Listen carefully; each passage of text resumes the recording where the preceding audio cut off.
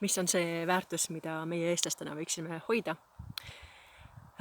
Üks väärtustest on kindlasti meie vabadus riietuda nii, nagu me tahame, vabadus öelda välja põhimõtteliselt kõike seda, mida me tahame, vabadus minna tööle, mida mõnes ühiskonnas ei ole näiteks naistel. Ja sellepärast on meil vaja hoida enda riiki ja enda rahvust. Kui näiteks liiga palju moslemeid meile siia satub ja meile hakatakse peale suruma nende kultuuri ja nende usku, siis ei saa niimoodi ringi käia ja jalad paljad.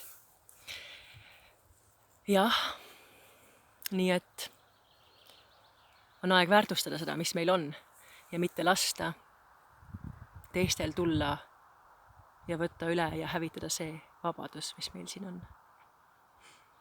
Üks tähtis vabadus veel. Meil on vabadus protesteerida ja seda avalikult välja öelda.